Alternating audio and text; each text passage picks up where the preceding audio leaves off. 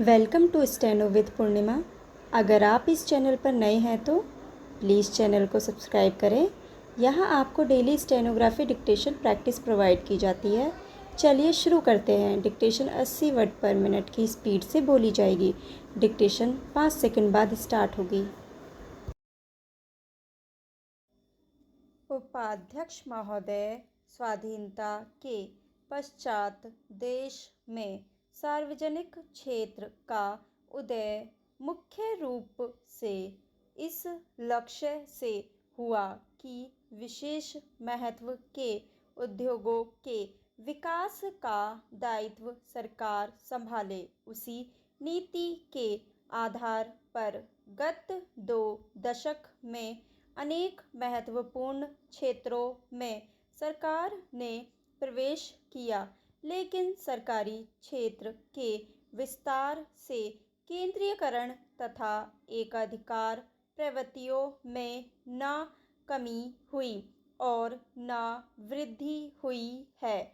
आर्थिक शक्ति के केंद्रीयकरण को रोकने का सबसे अच्छा तरीका कर भार है, लेकिन हमारे यहाँ की कर व्यवस्था से वह लक्ष्य कृषि आय पर कर मुक्ति तथा अविभक्त हिंदू परिवार के कारण पूरा नहीं होता।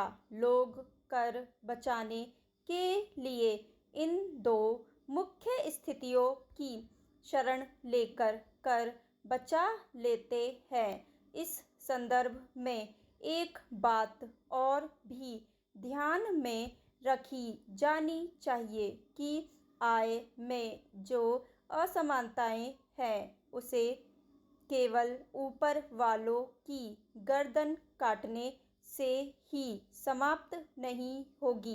असमानता मिटाने के लिए हमें उत्पादन बढ़ाना होगा ताकि आम आदमी का जीवन स्तर ऊंचा हो सके। अमेरिका एक पूंजीवादी देश होकर भी वहाँ आय की असमानताएं इतनी नहीं है जितनी हमारे यहाँ है।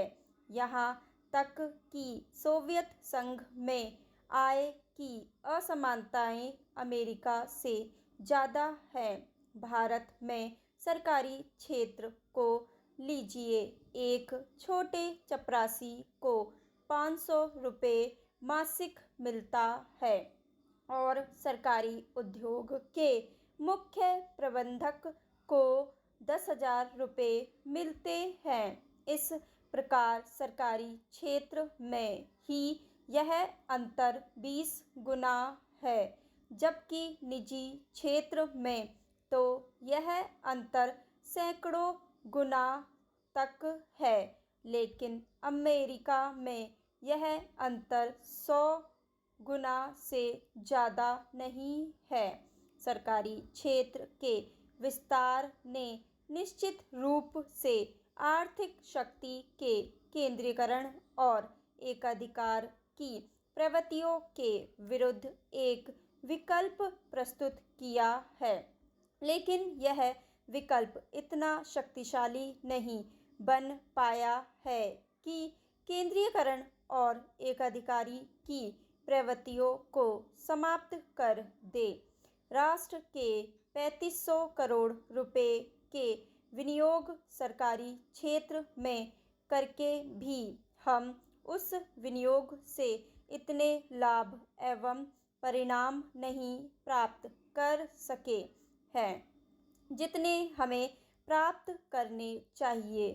सरकारी क्षेत्र की इस दुर्दशा के अनेक कारण हैं, जिसमें मुख्य है कुशल प्रबंध का अभाव तथा लोगों में कठिन परिश्रम करने की नैतिक भावना की कमी। आज चारों ओर भ्रष्टाचार का बोलबाला है। छोटे से कर्मचारी से लेकर बड़े बड़े अफसरों तक में यह भ्रष्टाचार फैला हुआ है। आयोजित काम कराने के लिए भी घूस देने पड़ती है, तभी वह कार्य होता है, नहीं तो लोगों को परेशान किया जाता है। लोग अपनी इच्छा से घूस नहीं देते, बल्कि ऐसा करने पर उन्हें मजबूर किया जाता है। इसको दूर करने के लिए कुशल प्रबंधन तथा लोगों को नैतिक बनाए जाने की आवश्यकता है।